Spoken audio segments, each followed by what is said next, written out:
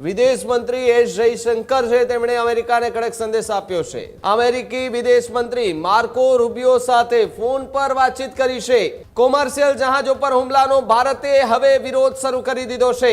જહાજોની અંદર રહેલા લોકોને પણ નિશાન બનાવવામાં આવે છે, જેમાં અત્યાર સુધીમાં 3 જેટલા ભારતીય નાવિકોના મોત થયા છે। હજુ સુધી તમે અમારી ચેનલને સબસ્ક્રાઇબ નથી કરી તો અત્યારે જ ન્યૂઝરૂમ ગુજરાતને સબસ્ક્રાઇબ કરો, ફેસબુક અને ઇન્સ્ટાગ્રામ પર ફોલો કરો।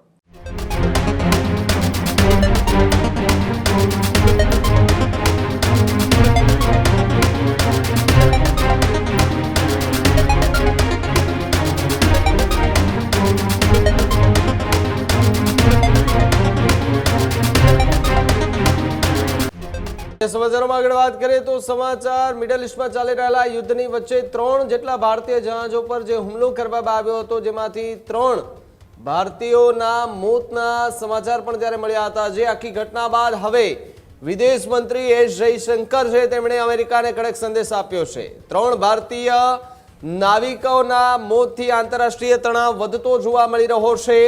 અમેરિકી વિદેશ મંત્રી માર્કો રૂબિયો સાથે ફોન પર વાતચીત કરી છે। ફોન પર વાતચીત કરી અને સીધો જ સંદેશ આપી દીધો છે। આ હુમલો કેમ કર્યો છે, ભારતે તમારું શું બગાડ્યું, એ નાવિકા જે હતા તેમણે તમારું શું બગાડ્યું હતું, એમના પર તમે શા માટે હુમલો કર્યો છે, એમનો ખુલાસો કરો, તે પ્રકારની વાત કરતા એસ જયશંકર જે છે તે ફોન લાઈન પર જોવા મળ્યા હતા। એટલે કે અમેરિકી વિદેશ મંત્રી માર્કો રૂબિયો છે તેમની સાથે તેમણે ફોન પર વાતચીત કરી। કોમર્શિયલ જહાજો પર હુમલાનો ભારતે હવે વિરોધ શરૂ કરી દીધો છે।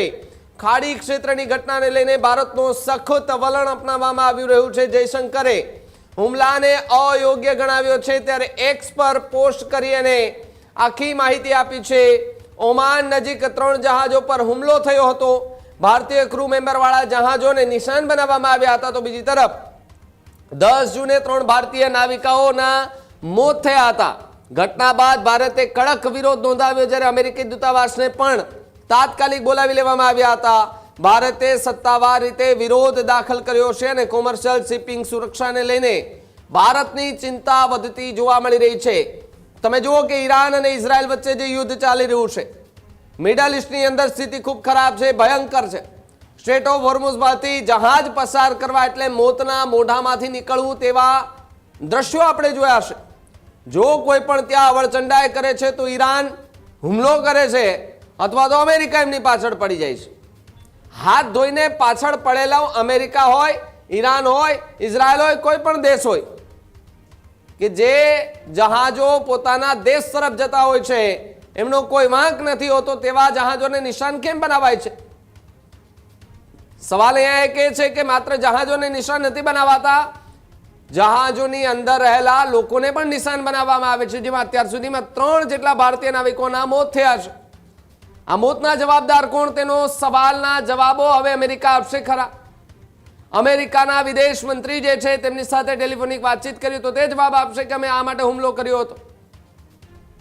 ચાલી રહ્યું છે યુદ્ધ અમેરિકા અને ઈરાન વચ્ચે। ભારત જ્યારે ત્યાંથી જહાજો લઈને નીકળે છે, ભારતીય જહાજો નીકળે છે, તિરંગા સાથેના જહાજો નીકળે છે, તો લગાતાર એમના પર કેમ હુમલા કરવામાં આવે છે?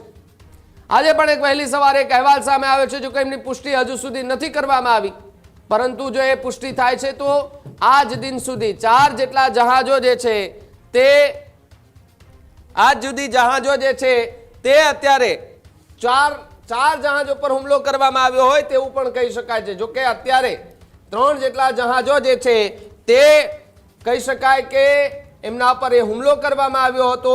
હુમલો કર્યા બાદ 3 જેટલા નાવિકો છે તેમના મોત થયા હતા। મોતની પુષ્ટિ પણ થઈ ચૂકી હતી અને મોતની પુષ્ટિ થતાની સાથે જ ભારતમાં પણ ભારે હડકંપ જોવા મળ્યો હતો। જો કે એસ જયશંકર વિદેશ મંત્રી તેમણે ટ્વીટ કર્યું, ટ્વીટ કર્યા બાદ તેમણે અમેરિકાને પણ વળતો જવાબ આપ્યો। વળતો જવાબ આપીને કહ્યું કે હુમલા કરવા પાછળનું કારણ શું, એમનો જવાબ ભારત હવે તમારી પાસે માંગી રહ્યો છે। સખત શબ્દોમાં આખી ઘટનાને વખોડી છે ને અમેરિકા પાસે જવાબ માંગતા જે એસ જયશંકર છે વિદેશ મંત્રી, તેઓ જોવા મળી રહ્યા છે। હજુ સુધી તમે અમારી ચેનલને સબસ્ક્રાઇબ નથી કરી તો અત્યારે જ ન્યૂઝરૂમ ગુજરાતને સબસ્ક્રાઇબ કરો, ફેસબુક અને ઇન્સ્ટાગ્રામ પર ફોલો કરો।